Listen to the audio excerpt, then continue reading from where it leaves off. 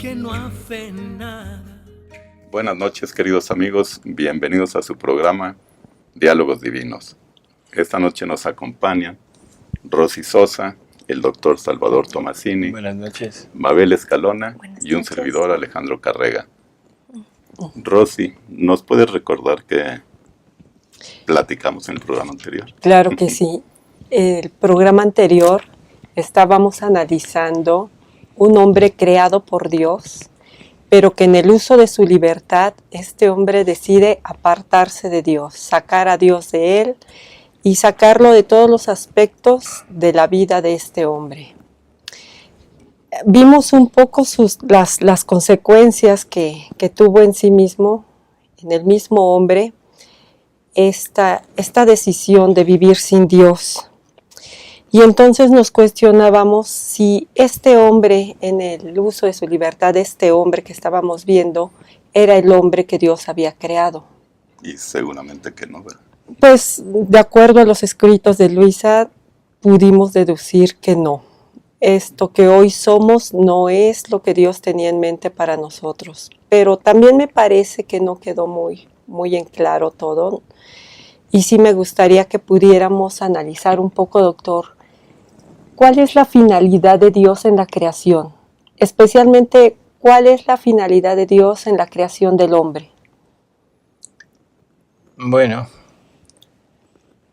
vamos a entrar un poquito en esto y vamos a tratar de dejar en claro qué era lo que Dios quería con nosotros.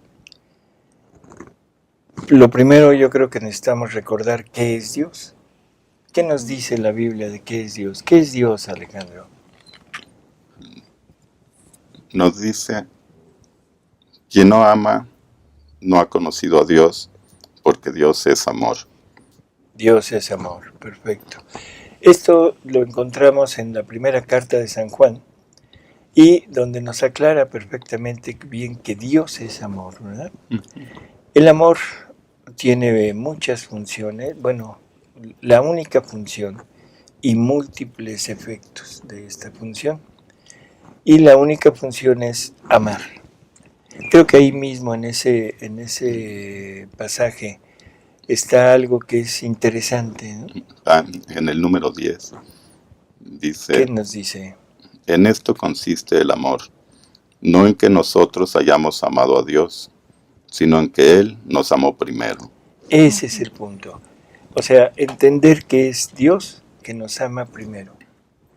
Entonces, vamos a buscar la finalidad de la creación. La podríamos buscar en la creación misma. Pero la creación misma pues no tiene un sentido, puesto que debe de estar motivada, debe estar creada para algo, debe tener una función. Y pues la función que tiene es servir al hombre, ¿no? Sí. O sea, como que todo en la creación está dirigido al hombre. Al bien del hombre. Así es. El punto final del todo es el hombre. Ahora, el hombre tendrá su razón de ser en sí mismo. O sea, el hombre tendrá su finalidad, la podremos buscar en él mismo. No, definitivamente no, porque el mismo hombre se anda cuestionando para qué fui creado. El hombre no se creó a sí mismo, el hombre también es creado, entonces el hombre también tiene una finalidad. Así es. Y ya vimos que solos andamos como papalotes sin cuerda, ¿no? Más o menos, como papalotes sin cuerda, esa es una buena frase. E incluso yo lo vería reflejado, doctor, en cuanto a la creación y el mismo hombre en el punto en el que se encuentra, porque si bien vemos en la creación orden, y en nosotros en este punto es un desorden increíble, ¿no? Así es, pero yo creo que acaban de decir la palabra clave, o sea, creados. No estamos aquí tratando de ver si Dios existe o no existe, o sea, creo que ya estamos totalmente dentro de esta norma. Somos seres creados. Entonces un ser creado, su finalidad no la puede encontrar en sí mismo, la debe encontrar en su creador.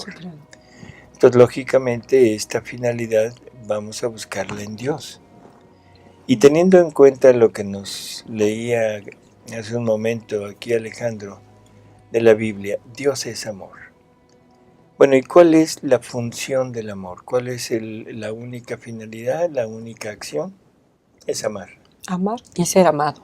Amar y ser amado. Bueno, esa es una necesidad, la segunda necesidad, ¿no? Pero la primera es una necesidad de naturaleza en donde el amor tiene que darse. Si no se da, entonces el amor queda reprimido, el amor queda oprimido. Languidece. Languidece, como palabras de Jesús, y muere. Esto es terrible, estamos hablando de Dios, o sea, porque Dios es amor. Por lo tanto, Dios tiene que buscar la manera de poder amar.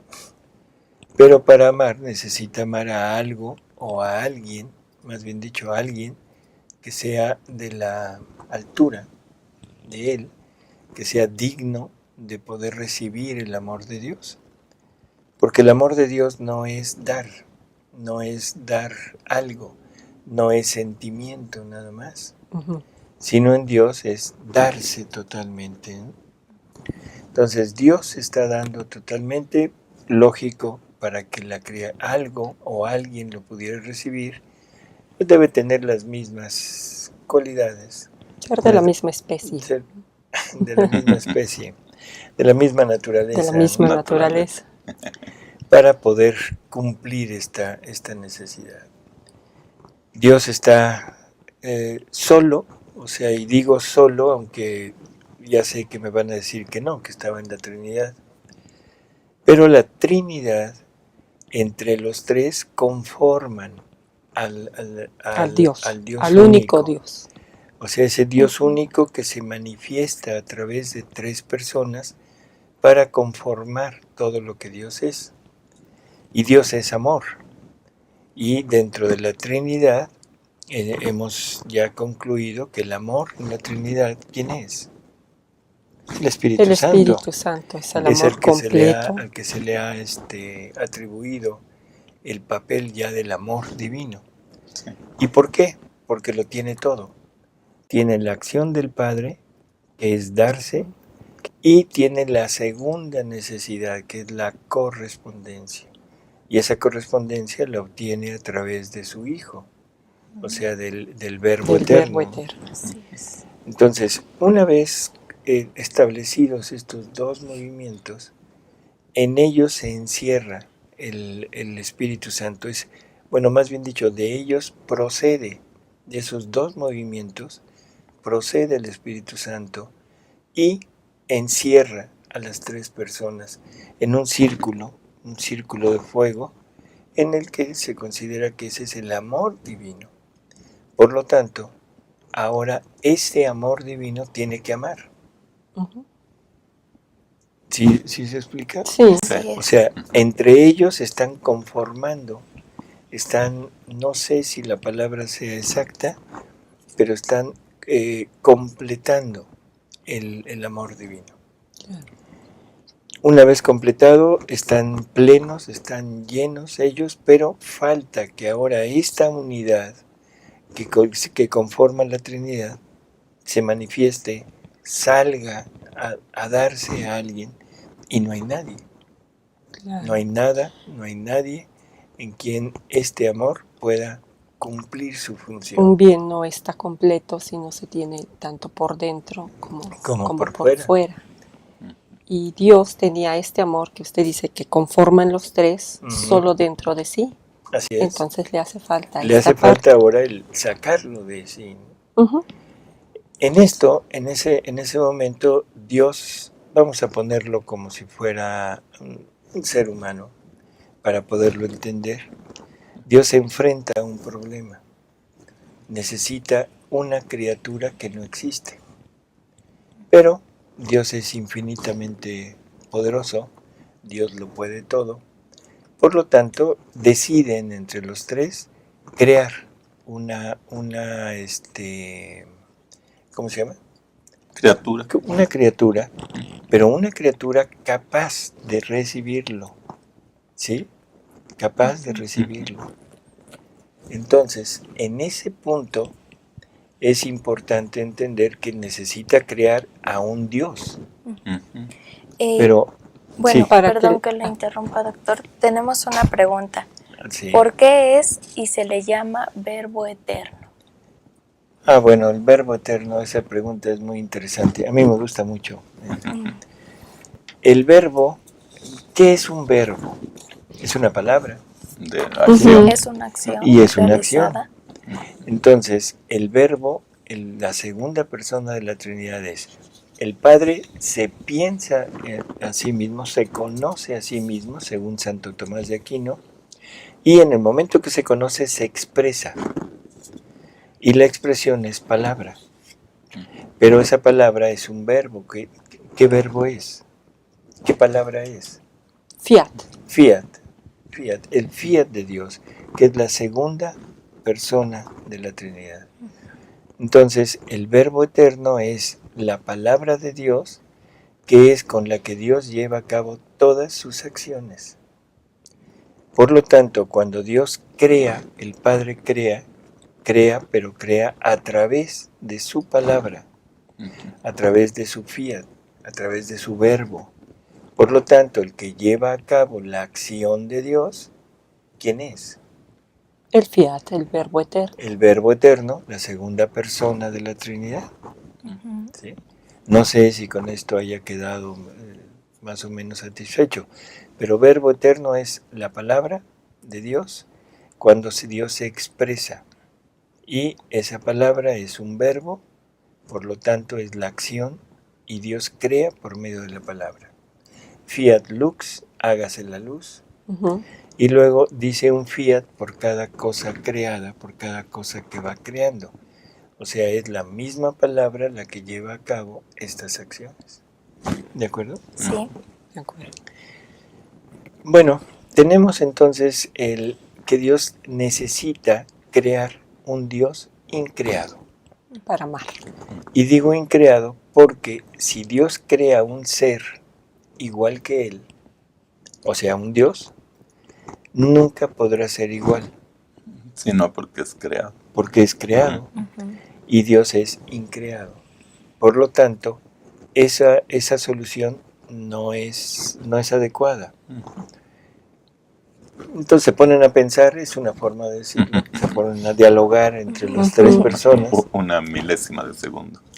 Bueno, y bueno, eso me faltaba, perdón, qué bueno que me lo recuerdas, Ale. Todo esto lo estamos tratando de explicar a modo humano en el tiempo, Sí. para entenderlo. En Dios es simultáneo, en Dios es en la eternidad, no hay tiempo, no hay un antes y un después, sino todo es eterno y simultáneo. Ya en el momento. Son palabras de vida eterna. Así es. Entonces, volvemos a nuestro punto. Deciden, después de mucho pensar, que como no hay solución para crear a un ser, la solución es que uno de los tres salga de la Trinidad y se ponga, o sea, se le forme una, ¿cómo diríamos? Una vestidura, una vestidura a través de la cual pueda desarrollar todas sus acciones, pero fuera de la Trinidad. Y se decide que sea el Verbo eterno, la segunda persona de la Trinidad, la que salga, o sea, la que ahora ya dicho de esta manera, tome carne. ¿Sí? Dios va a crear un ser, o sea, un ser, ya vamos a hablarlo así, humano, pero con una naturaleza divina en su interior. Un ser humano completo, con todo lo necesario, pero teniendo la divinidad en él. Y eso lo hace capaz de amar a Dios. Y eso lo hace capaz de recibir el amor de Dios, porque Él es Dios, y de recibirlo total, y al mismo tiempo de poderle corresponder en forma total. Recibirlo con la misma potencia y corresponder en la misma en potencia la misma divina. potencia divina. Y entonces tenemos por consecuencia que es la segunda persona de la Trinidad la que va a tomar carne, ¿sí? Ujú. El Padre le hace una creación, una casa para que habite, y en muchas ocasiones se nos ha dicho y se ha mencionado que por qué el universo es tan infinito, que por qué es tan grande, que no tiene lógica haber desperdiciado toda esa creación para que en este planeta se limite la vida. Y yo creo que la respuesta también es muy obvia. Para que una vida sea completa, para que una vida sea total, debe contar con todas sus obras y con todos sus atributos. Y al mismo tiempo está rodeado de todo lo que Él es. Y los atributos de Dios son infinitos. Ujú. Entonces los atributos de Dios se manifiestan, según San Pablo, en todas En todas las las cosas creadas. Por lo tanto, aquel ser, aquel nuevo ser, que es el Verbo eterno convertido en carne, tiene que vivir forzosamente rodeado de los atributos divinos y se va a encontrar en un ambiente como si estuviera dentro de la Trinidad. En la Trinidad tiene a todo Dios con él, y fuera de la Trinidad tendrá a todo Dios con él. Con él. Ojo con esto, no es panteísmo, porque No. se puede confundir con que toda la creación es Dios. Y no, las cosas no son Dios, pero los atributos divinos están puestos en cada una de estas cosas. Y es por ello, doctor, que la criatura no tiene excusa de no haber conocido a Dios.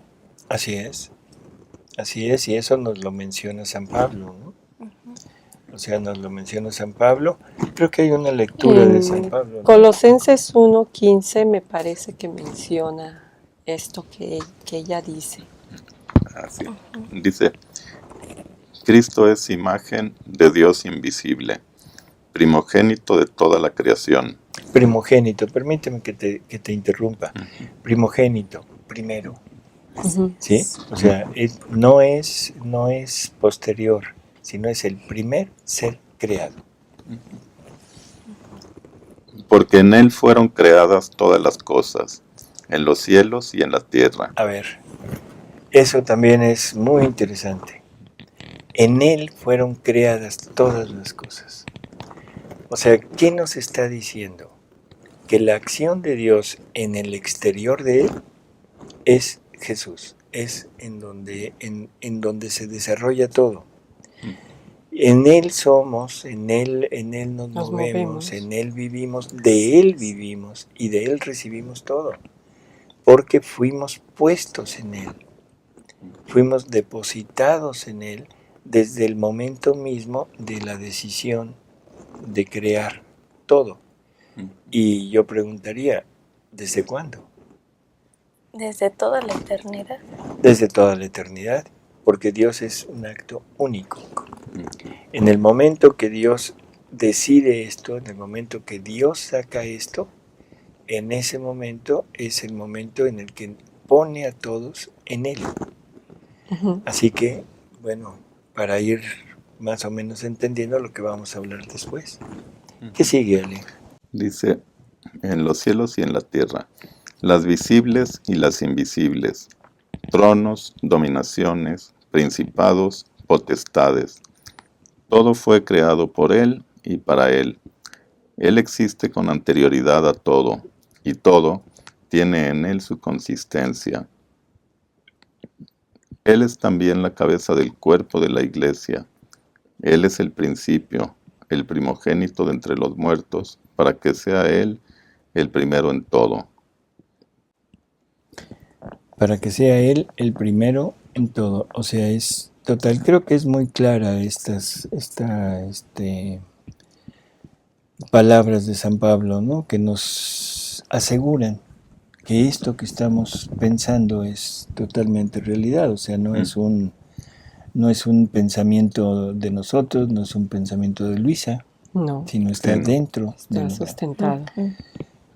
Entonces ya tenemos esta primera criatura, una criatura capaz de recibir el amor de Dios y una criatura capaz de pagarle en la misma medida y con la misma naturaleza de amor, un amor divino. Pero Dios quiere más. Dios quiere tener muchos hijos, quiere tener muchos seres con los cuales poder llegar a compartir su amor. ¿Qué cosa decidirá Dios? O sea, ¿cómo podrá ser ahora que haya muchas criaturas iguales que Jesús? Pues tendría que estar Multiplicando el amor. Jesús en todos, Jesús en porque todos. Ujú. no habría nadie más increado. Así es.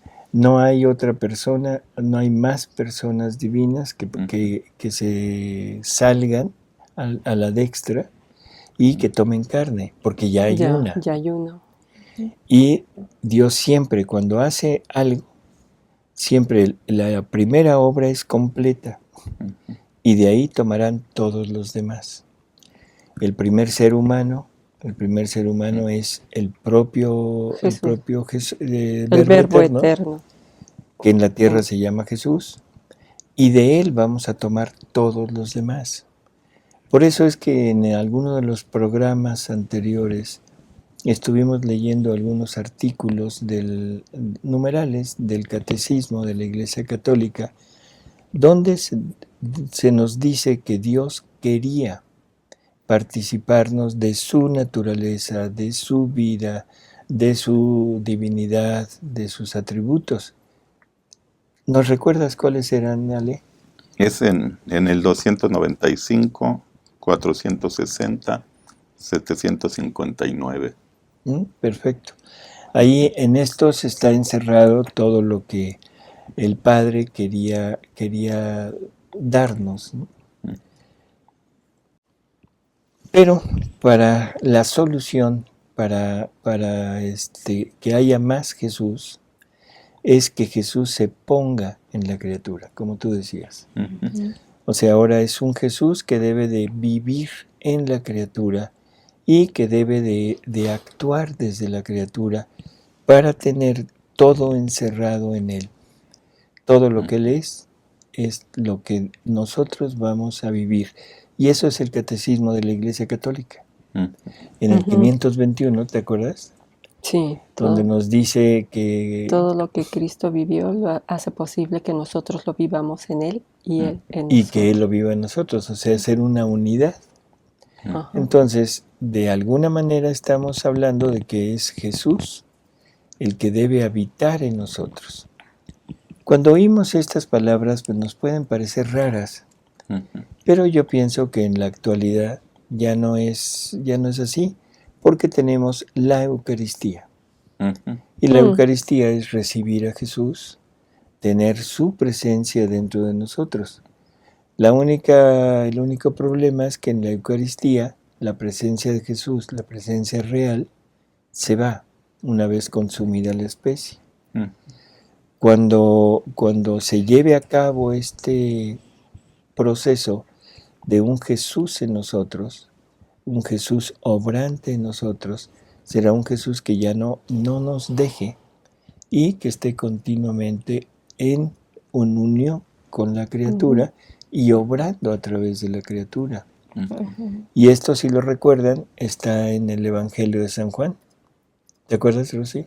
Sí, cuando Jesús nos da el cómo se puede dar esto, Así es en la oración del Padre, en Juan. Cuando hace una oración al Padre, en Juan 17, que le dice al Padre, que sean uno, como tú y yo somos uno, yo en ellos y tú en mí. Así es, esa es la condición. Yo en ellos, tú en mí. Estando el Padre en Jesús, estando el Espíritu Santo en Jesús, porque donde está el Padre está el Espíritu Santo, entonces Jesús es plenitud, es uno con las con las dos personas restantes y con el único Dios. Si Jesús se pone en nosotros, ahora para hacernos uno con ellos, ¿qué quiere decir? que somos unidad con la Con Trinidad la Trinidad. y sobre todo con el único Dios. Así O sea, es. ahora el ser humano está llamado a esa unión tan íntima, tan estrecha, que ahora sea uno con su propio Creador. Podemos formar parte de esta Trinidad siempre que sea a través de Jesús. Así es.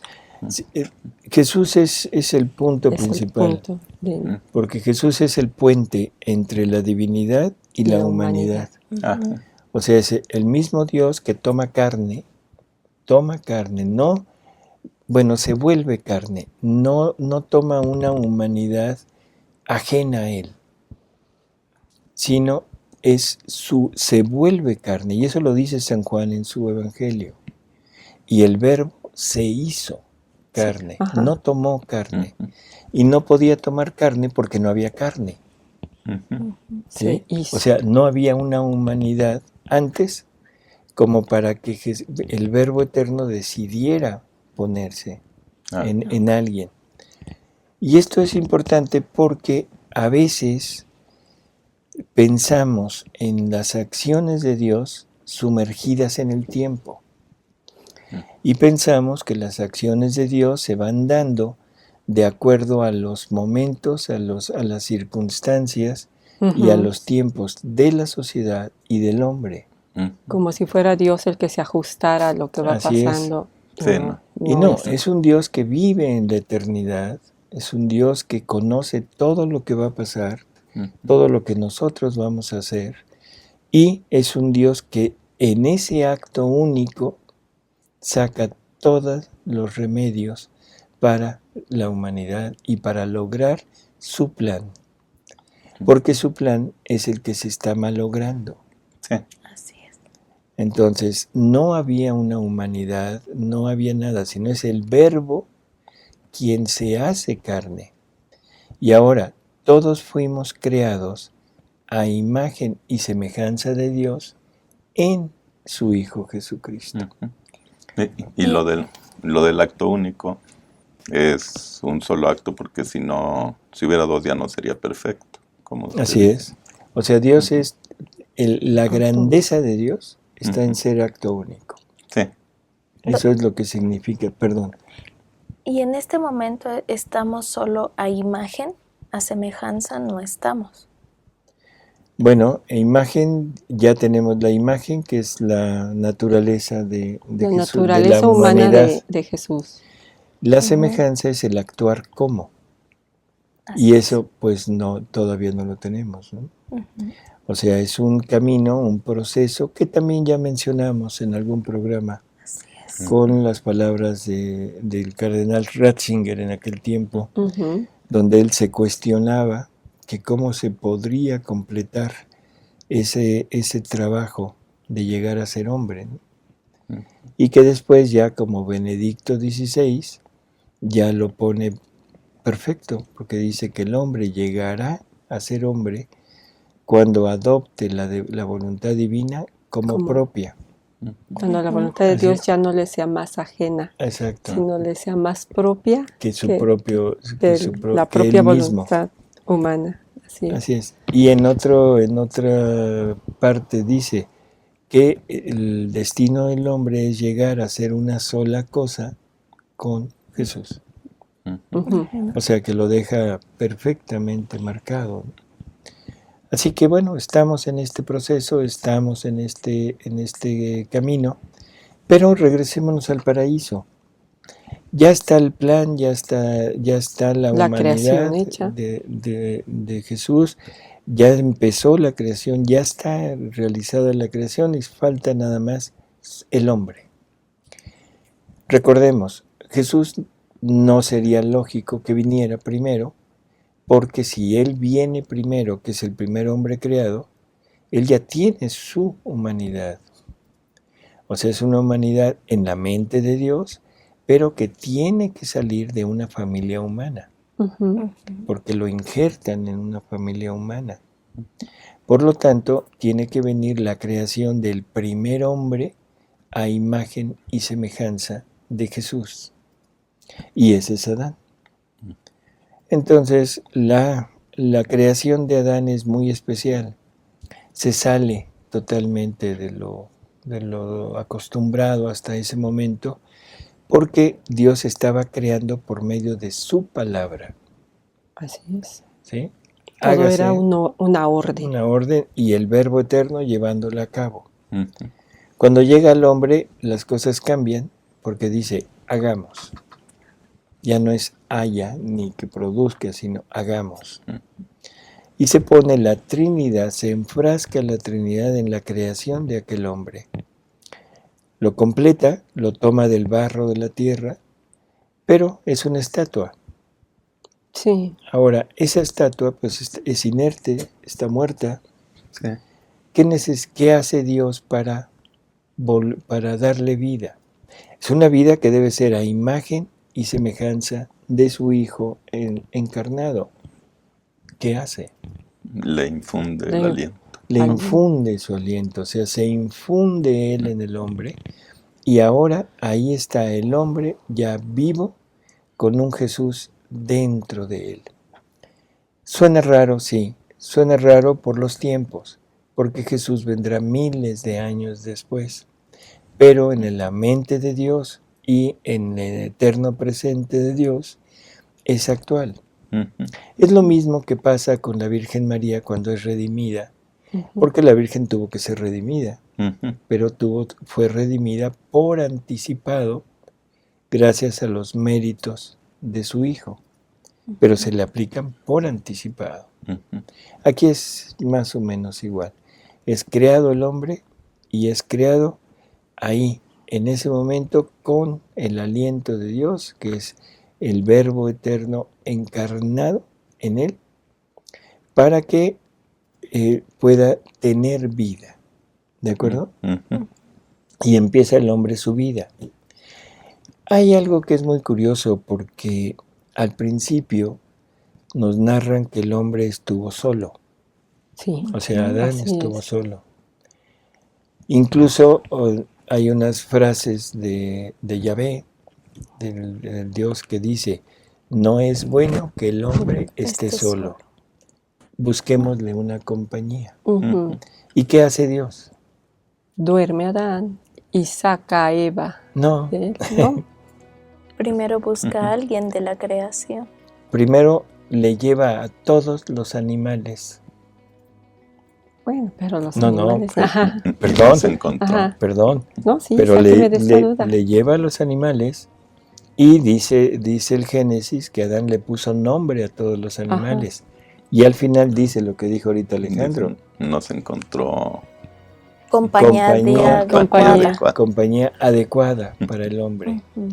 Esto es muy importante porque nos va a dar datos tanto de la compañía del hombre como la compañía que hay que darle a Dios, Ujú. porque no son de la misma naturaleza. Ujú. El hombre necesitaba una compañía de su misma naturaleza y Dios necesitaba una compañía de su misma naturaleza. Ah. ¿Sí? Bien. Entonces le lleva a todos los animales para eso, al final no se encontró y luego lo duerme. Ajá. Y dice el Génesis que le saca una costilla, fue la primera cirugía en el mundo. Y sin anestesia. Y sin anestesia. Ah, no, pues Bueno, ya sí, estaba dormido. lo durmió. Costillostomía. Le Anestesia divina. forman a Eva y luego ya despierta a Adán y ahora ya son dos seres. Ujú. Y uno dice, qué curioso. Sin embargo, hay una parte en el Génesis que nos va a dar mucha luz sobre esto. Bueno, pero permítame tantito antes de esto.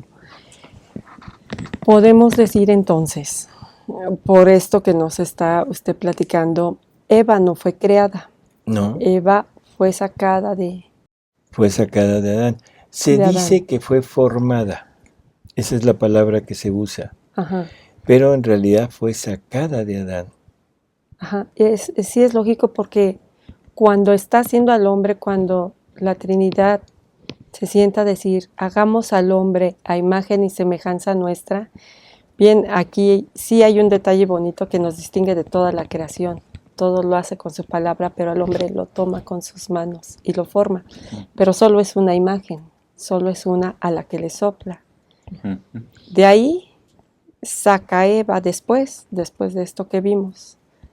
El hombre contiene a Eva, el hombre contiene a la mujer. Y ahí hay ¿Verdad? otra imagen, porque también el verbo es generado del Padre. Del Padre. Ujú. Así es. Y procede el amor. El hombre y la mujer proceden los hijos. Bueno, Bueno, aquí Emanuel Aro nos hace una pregunta interesante porque dice, si Dios es espíritu simplísimo, entonces así era Adán también, purísimo espíritu, no existía la materia como tal. Yo pienso que no lo hemos dejado muy claro. O sea, Dios es purísimo espíritu, perfecto, pero para que Dios pudiera tener a esta criatura, la cual amar en el exterior, en el adextra de Dios, necesitaba de una criatura que viviera no en purísimo espíritu, sino fuera de él, y fuera de él la materia y es creada. la materia donde se manifiesta. Y por eso el Verbo eterno se vuelve carne. San Juan, Evangelio, prólogo de San Juan, y el Verbo eterno se hizo carne. Y por eso decíamos hace un momento que el Verbo eterno es el puente de unión entre la divinidad, purísimo espíritu, y la humanidad, materia. Es en donde se reúne el espíritu con la materia y se forma el hombre Dios. El hombre Dios, que es Jesús, y que a imagen de él fuimos creados nosotros. Entonces, ¿Dios es purísimo espíritu? Sí. ¿Jesús es purísimo espíritu? La parte divina de él, sí, que es el Verbo eterno, pero también tiene la parte humana. Nosotros tenemos la parte humana, y en Adán, como lo estamos viendo, tenía la parte también de purísimo espíritu, que es Dios cuando se insufla, se pone en él. Entonces, ese es el punto, ¿no?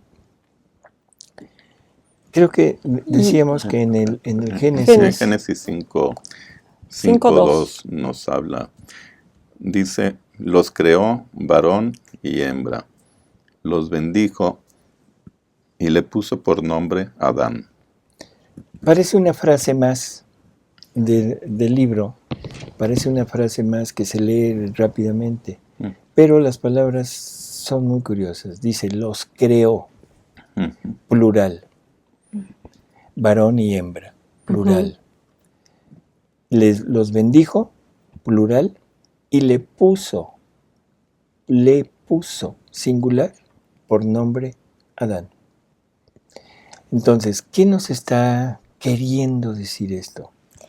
Que de alguna manera toda la parte masculina, todas las dotes, todas las características masculinas y todas las partes y las características femeninas estaban incluidas en Adán.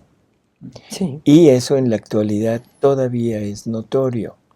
El hombre contiene a la mujer. Todos nosotros, hombres, contenemos a la mujer. Claro, en los ¿Sí? cromosomas. Así es. El último par es XY para el hombre Y XX. y solamente XX para la mujer. Así mientras es. que el hombre tiene los dos cromosomas, la mujer solamente Tiene uno. Tiene el X. Tiene uno solo. Entonces todavía en este momento es notorio el que dentro del hombre de alguna manera se contiene a la mujer. Se contiene todas las características de la mujer, porque el que pone el sexo en los hijos es el hombre.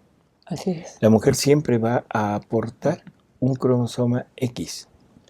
El hombre es el que aporta o el Y, que sería la unión de XY, sería hombre, o el X, que sería mujer, XX. O genera hombre o genera mujer, pero sale del hombre. A ver, David nos pregunta, dice, si Dios crea todo, entonces crea la materia. Entonces la materia es eterna. ¿Cómo entender esto? Aquí la respuesta es muy fácil, sí y no. Porque Dios es eterno. Pues sí. Sí y no por esto. La materia no es eterna por sí misma. No es algo que esté desde siempre. La materia es creada por Dios, pero creada en el momento del acto único de Dios. En ese momento instantáneo en que todo es simultáneo y fuera del cual Dios no tiene más actos. Por lo tanto, la materia está creada, ¿desde cuándo? Desde siempre, pero es creada. No es eterna por sí misma, no existe por sí misma, sino es creada. Hay un escrito de Luisa donde Jesús le está diciendo, la luz prestó la materia para toda la creación. Uh-huh. Entonces, y si recordamos las primeras palabras de creación es fiat lux, hágase la luz. Hágase la luz. Y no es la luz material que conocemos, no material, sino no es la luz solar, la luz de las estrellas, porque los astros fueron creados hasta el cuarto día. Así es.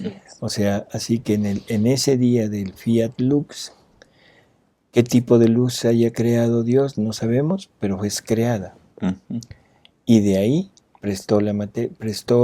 esa luz prestó la materia para todo lo demás.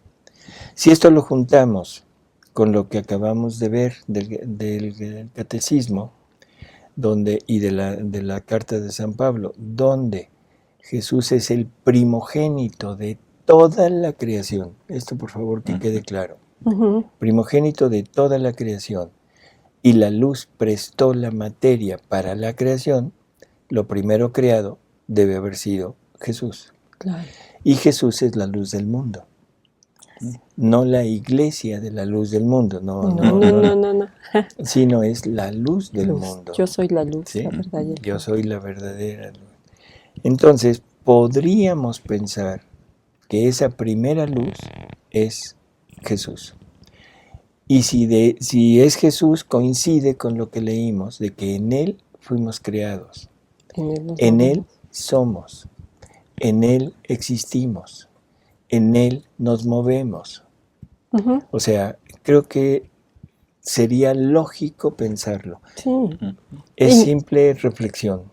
El mundo científico piensa exactamente lo mismo. Ya habíamos platicado que piensan que de una explosión sale todo. Esto que andan buscando los científicos, que es lo que llaman la partícula de Dios o el bosón, es esto que ellos saben que de luz y energía empezó a formarse la materia. Entonces buscan ese punto en el cual la energía se convierte en materia. Pero si nos vamos otra vez, lo repito, a lo más ínfimo del átomo, a la división más pequeña, le encontramos que el átomo es luz. Y por eso es que buscan en qué momento la luz se hace materia. O sea, todo en el concuerda. momento de fiat lux. Es un movimiento divino. Así es. Claro. Un movimiento divino donde la ciencia no tiene cabida. Pero bueno, vamos a apurarnos porque vamos muy atrasados todavía. Sí, ¿verdad? Entonces, sacan a Eva de Adán, o sea, la ponen fuera, pero aquí pasa algo importante. Eva no recibe lo mismo que tenía Adán. Claro. O sea, recibe la parte física, recibe la parte de atributos femeninos, no masculinos. O sea, ahí es la división. La parte del amor femenino de Dios, la parte de los atributos femeninos que Dios puso en Adán, ahora ya tienen una contraparte. Ahora son dos personas que son complementarias. No son iguales, no son contrarias, son complementarias para todo. Entonces Adán dice aquellas palabras, esta sí es carne de mi carne, huesos de mis huesos, y en fin, lo que sea, y por esta el hombre dejará a su padre y a su madre, en fin. Pero hay algo que es necesario entender, en la parte espiritual no recibe todo. Porque cuando Dios quiere hacer un bien que le sirva a toda la humanidad, siempre escoge primero a uno con quien tratarlo y luego cuando con ese uno tuvo éxito, lo comunica a los demás. A los demás. Entonces la vida divina y la voluntad divina, que serán los dones sobrenaturales que se le habían dado a Adán y que era la parte necesaria para llevar a cabo el plan de Dios, eso se queda nada más con Adán, esperando a que Adán pasara la prueba y la pudiera heredar Comunicar a Eva. Y Eva hubiera podido aprender, tener, apropiarse de esta vida divina si Adán hubiera pasado la prueba. Doctor, ¿y era necesaria una prueba?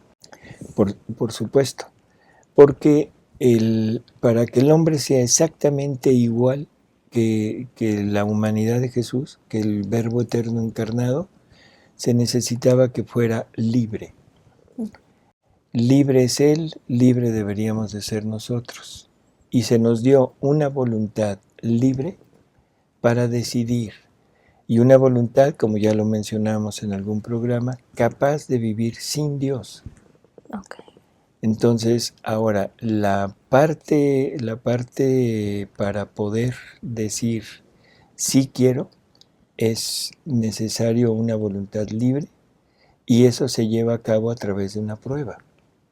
¿Sí?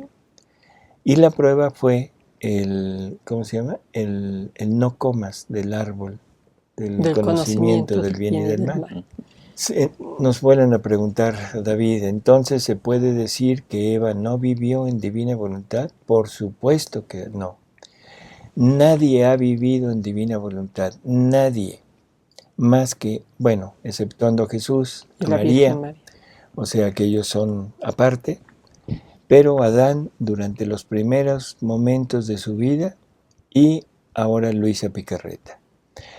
Todos aquellos que dicen que Eva vivió en la divina voluntad no han leído bien a Luisa, porque Jesús le dice a Luisa, tú eres la primera, y se lo dice no una vez, muchas veces. Tú eres la primera, tú eres en donde estoy depositando esto, tú eres, de ti saldrán los lineamientos para poder llegar a vivir en mi voluntad. Y en alguna ocasión Luisa le pregunta, le dice, oye, ¿qué santidad tiene Adán? Y entonces Jesús le dice, Adán es el santo más santo que existe, porque es el único, por favor esa palabra, único, que tiene actos en la unidad de mi querer. Y la única posibilidad de meter en un acto nuestro en la unidad del querer divino es que ese acto sea desarrollado por la divina voluntad. Así es. Así que creo que Jesús lo deja muy claro, el único que ha vivido es Adán. Eva, por lo tanto, queda fuera. No, la misma narración del Génesis nos da, crean a Adán y sopla Dios sobre de él. Cuando Eva es sacada de Adán, no se menciona que haya insuflado vida divina en ella. Pero se podría pensar que la como sacan, ya salió, que sale de él. Hay otra cosa que alguien por ahí dice, bueno, quizás sean varios los que lo dicen, que hay algunas lecturas de Luisa donde dice que Eva se salió de la voluntad de Dios. Por supuesto, también Judas se salió de la voluntad de Dios. Todos los condenados se han salido de la voluntad de Dios.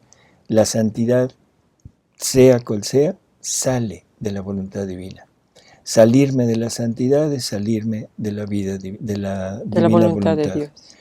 Así que esto queda muy claro y si ustedes quieren podríamos en próximo programa darles las citas así exactas de por qué no, por qué se dice, por qué es seguro que Eva no vivió en la divina voluntad. Pero ya estamos en esto y gracias a que Eva no vivió en la divina voluntad es que se fue el pecado original. El desconocimiento de ella pudo ser causa de la... Esta pregunta también entra perfecta en el tema, porque nos la hace Ignacio Delgadillo. Dice, Eva fue alumna de Adán en el conocimiento de la divina voluntad. Su desconocimiento de ello pudo ser causa de la caída. Así es. ¿Por qué no se le acerca La Satanás? La serpiente a Adán. ¿Por qué no se le acerca? Porque No puede. no se puede acercar a Dios. Así es. Y O sea, tenía vida divina, ¿no? Tenía una muralla, una pared ahí enorme, donde Satanás no podía entrar, ¿no? Ujú. Pero Eva vivía en una santidad de la gracia. Podríamos decir que era la plena de gracia. Ujú. Por lo tanto, no tenía ese escudo de la divinidad. Y Satanás se le acerca por eso. Y Satanás actúa, la seduce a través de la naturaleza humana Ujú.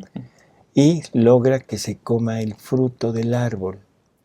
Y una prueba de que no vivía en la divina voluntad y que la prueba no era para ella, es que no pasó nada. Ujú. ¿Sí? Todo siguió en Eva se orden. come el fruto, pero no pasó nada. Sí. Pero Eva sí se le puede acercar a Adán, porque Eva comparte la naturaleza humana. Se le presenta a Adán, la invita, lo induce, y Adán aparta su vista de Dios y cae. En ese momento, o sea, es cuando Dios se aparece y cuando sabemos aquello de quién te dijo que estás desnudo, y vienen no tanto los castigos, porque no son castigos, sino las consecuencias de aquella desobediencia. Consecuencias que son, todos las conocemos, las más, pues, ¿cómo diríamos? Populares.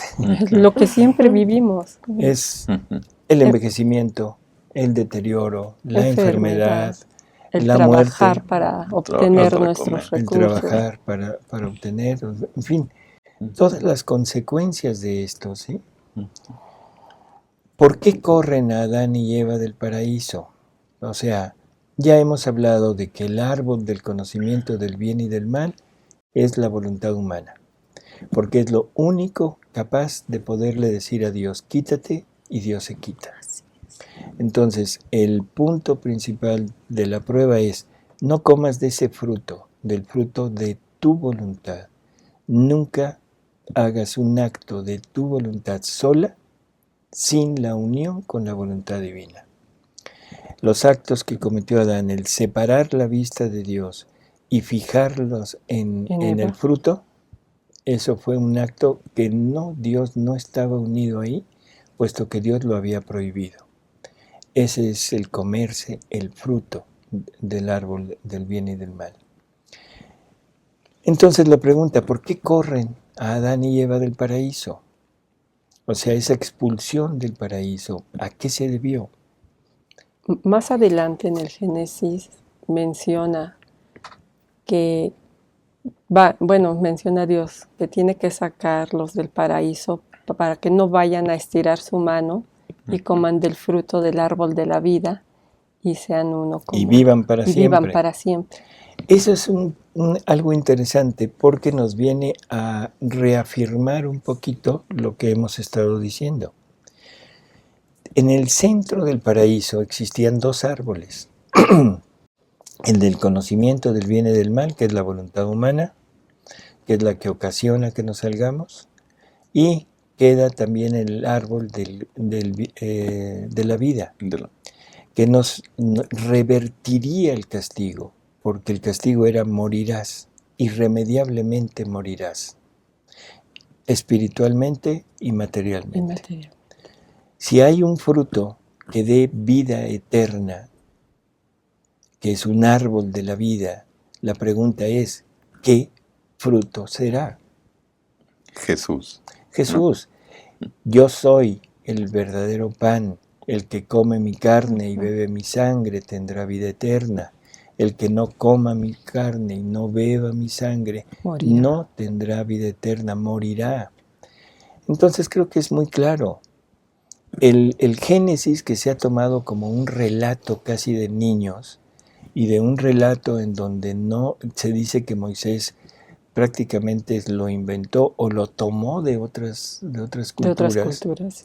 O sea, es un relato perfecto para aquella época y para nuestra época de incrédulos, en donde se nos pone toda la historia de la finalidad de Dios para sus hijos y nos pone la causa de la desobediencia, ¿cómo se llama? Las consecuencias, de esa desobediencia.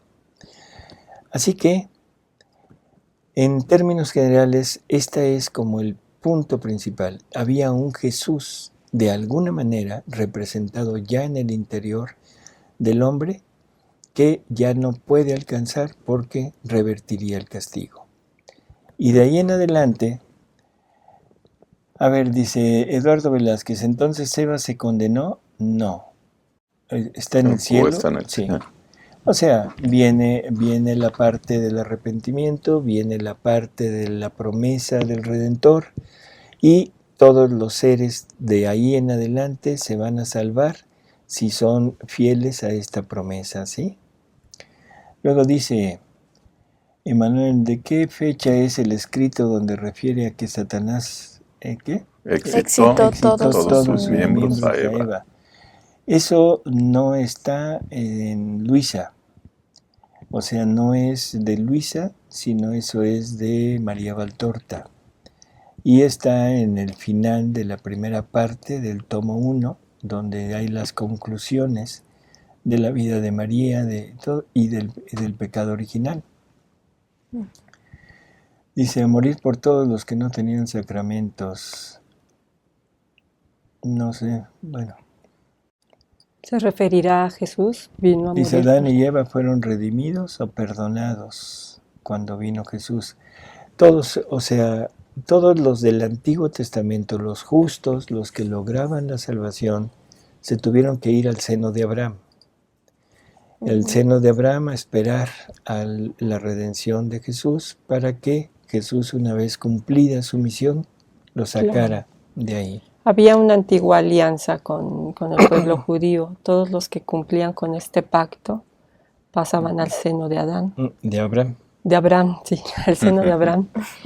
Y cuando viene Jesús e instituye los sacramentos, se dice que hay una nueva alianza. Ahora, todos los que cumplimos con esta nueva alianza, pasamos por medio de los sacramentos al cielo. Así es. Y si recordamos las palabras de Jesús a Luisa, que Adán es el santo más santo que existe, bueno, pues lógico, está en el cielo, porque es el único que tiene actos en la unidad de su querer. Con esto, y en los pocos minutos que nos deben restar, vamos a entender que el hombre se salió totalmente del plan de Dios, hizo añicos todo lo que Dios le había dado en su interior, y ahora viene una vida en donde Dios tiene que ir a rescatar al hombre, tiene que irlo a liberar de todo aquello, y va a ir poco a poco llevándolo, subiéndolo cada vez más en el conocimiento de Él, y en darle normas y darle reglas, cosa que no le había dado a Adán y Eva. O sea, Adán y Eva no recibieron sacramentos, no recibieron mandamientos, no recibieron nada. ¿Por qué? Porque la divina voluntad en ellos hubiera sido suficiente para una santidad total, completa. A partir de que se salen del paraíso, necesitamos ya como familia humana una guía para irnos acercando a Dios. Y esta guía ha ido creciendo poco a poco. Primero eran exhortaciones de Dios, después fueron los mandamientos, vinieron los profetas que iban guiando a este pueblo judío, hasta que llega el cumplimiento de la promesa en el paraíso, llega Jesús a este mundo. Jesús, después en algún momento veremos qué tuvo que hacer, qué es lo que significó para Él el estar aquí en este mundo para podernos redimir. Y al final viene aquella promesa, el cumplimiento de aquella promesa hecha en el cenáculo en la última cena. ¿Sí? ¿Cuál era la promesa? Algún día podrán conocer lo que hoy no les puedo dar, Todavía tengo mucho por Ujú. decirles, pero ahorita no pueden con ello. Juan 16:12. Ah, muy bien. De verdad, busquen. Entonces, esa promesa se va a cumplir y se está cumpliendo. Nos está dando esta posibilidad de rehacer todo lo que nosotros perdimos en la desobediencia de Adán. Es muy esperanzador que todo esto tenga remedio. Claro, Sí. así es. Y pues estaría muy bien ver en el próximo programa lo que es este plan de redención, de Cómo se volvernos. lleva a cabo, ¿no? Cómo se lleva a Este cabo. plan, así es. Una última cosa que a mí siempre me ha llamado la atención. Estamos acostumbrados a hablar de pecado original, ¿sí? Ujú. Pero ese pecado original en realidad no es un pecado. Pecado quiere decir una acción voluntaria, totalmente libre, decidida de la criatura en desobedecer las órdenes de Dios. Y eso no es el pecado original no es una acción consciente. En el Catecismo de la Iglesia Católica menciona esto con Así respecto a es. lo que llamamos pecado original. Si me Sino permite, se lo Sí, leo. o sea, el pecado es una ausencia Lo que es el de pecado. vida divina Ujú. y de voluntad divina. Vamos a oírlo en el catecismo. Sí, es en el 404. Dice, Adán y Eva cometen un pecado personal, pero este pecado afecta a la naturaleza humana, que transmitirán en un estado caído. Es un pecado que será transmitido por propagación a toda la humanidad, es decir, por la transmisión de una naturaleza humana privada de la santidad y de la justicia originales. Por eso, el pecado original es llamado pecado de manera análoga. Es un pecado contraído, no cometido, un estado y no un acto. Ahora, en el 405, dice, aunque propio de cada uno, el pecado original no tiene ningún descendiente de Adán un carácter de falta personal. Es la privación de la santidad y de la justicia originales. Creo que este último es perfecto, ¿no? Ujú, O sea, no tiene carácter de pecado personal, claro. sino es ausencia.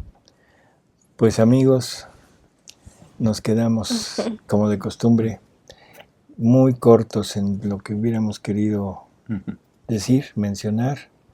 Espero que haya quedado más o menos claro lo que se ha hablado. Y si no, pues con toda confianza, preguntas, en fin, todo lo que ustedes quieran, comentarios. Así que, pues Alejandro, muchas gracias por haber estado con nosotros. Gracias a usted, gracias. Mabel. Buenas, perdón, mi garraspera de costumbre. Mabe, buenas. Un gusto. Rosy, Es un buenas. placer, doctor. Buenas Nos noches a vemos todos. la próxima Hasta vez, luego. la próxima semana.